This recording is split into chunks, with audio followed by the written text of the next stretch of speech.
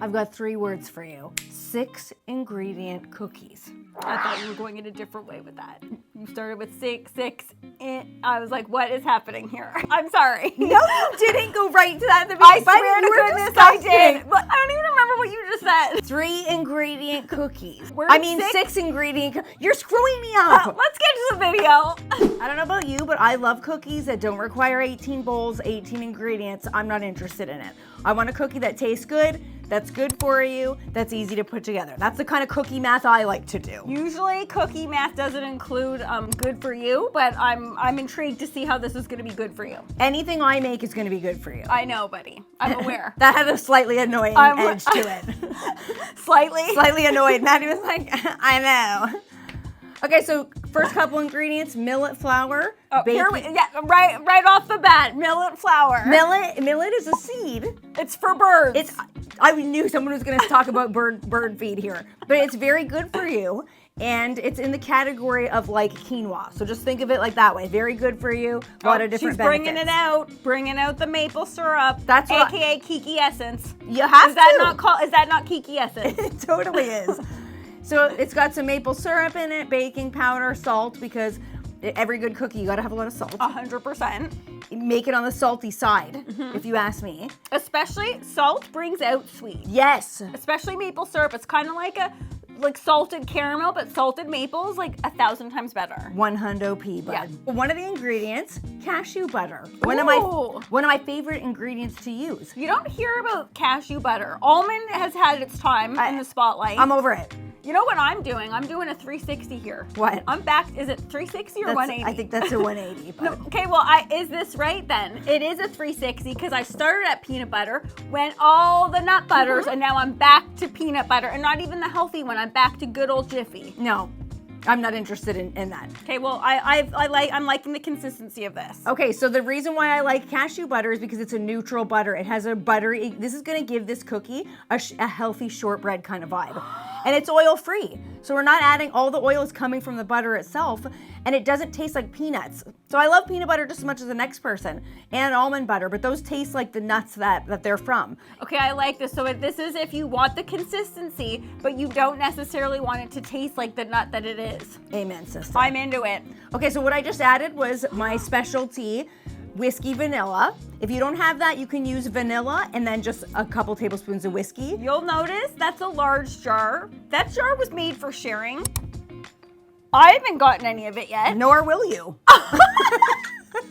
I like a gal that's up front. She's up front and honest. We all know where we stand with this one. It takes a long time to make, and I'm not interested in sharing. Now, you could add a chocolate chip to these cookies. Of course, that would be good. But I wanted to keep these healthy. So I'm going to add a little bit more protein, a little bit more healthy fat, and add in some chopped cashews. You're telling me a dark choco ain't healthy, buddy. I like to eat a cookie. I'm the type of person, I come downstairs in the morning, I hit my coffee to go, and I need myself a sweet. So I want that to be healthy. I'm the kind of person that enjoys chocolate. So am I. I love chocolate, okay? And here's me licking, because that's what you're gonna get. And because these are vegan, you don't have to feel risque about it. Because sometimes I like to dip and dabble in like a chocolate, like a cookie dough batter. But with egg in it, you always have that feeling, you're like, am I gonna be queasy later? Yeah. Is that right? Salmonella City. Yeah. No, don't do it. You don't want it to be Salmonella City. Okay, so again, since I like these with my coffee, I like a hefty cookie. Call the police, okay? You could make a bunch of these ones. It's like the thumbprint, teeny tiny ones. I like a big cookie. I don't get the logic. Because you're having it with your coffee, you need it to be hefty. You can't just have a hefty cookie at 3 p.m. You can. On a Friday? What's wrong with that? I do eat these at 3. They're a great afternoon snack too. Again, me quite a bit of licking. You're gonna get it with this video. I like you. You can't waste it. Here's a really good tip for getting that good crosshatch action on the top of a cookie that's like this. These cookies are on the wetter side, so like a peanut butter cookie, you want it to have that cute little cross on the top, but it's too sticky. So you'll notice that I put them out with 2 spoons. You can't use your hands to roll. And then I just got a cup of water and I'm just dipping the fork in the water beforehand. I don't know if I should be doing this motion. That's probably not right. And yet you continue to do it. And then you just wipe it off and then put it on top of the cookie. Okay, cool idea, but Is it 1952, buddy? Are we time traveling back in time? We all know this, but no, we're not nurpling. We all know this tip. That's the peanut butter cookie crosshatch tip. We all know it. Within the water, though? You're bringing a tip from 1952 up to present day and acting like you invented it. I did. No. Oh the water is the key because that's what makes it so it's not going to stick. Let me know if you do this, if you do it with the water, because I've done it and you never told me about it. Okay. Well, sorry that I'm an old-fashioned gal. I as well. Now, this is what's going to take these cookies to the next level. We've talked about the salt inside of a cookie, but just a little bit of sprinkle on the top. Not just for looks. It's for a little bit of crispiness, a little bit of crunchiness, but also because you want to feel that salt against that sweetness. Yes. It's not enough to just have it in a batter. No. I agree with that. It's that sweet, salty combo. So you got to be careful when you are making cashew cookies because cashew butter burns quite quickly. So we're using... Ooh, good info. We're using the Ninja outdoor wood fire oven, and we've got it to 325. We want a really, really low temperature because, like I said, any higher and they're going to start to burn on the bottom. So you chose to forego the smoke feature here. Yes, you could use it and give it a little bit of smoke. I wasn't really in the mood. This recipe, though, looks like it would benefit from some smoke because maple and smoke and all those delicious flavors, I think that would be delectable together. I think it would too. Yeah. So these are the type of cookies as well.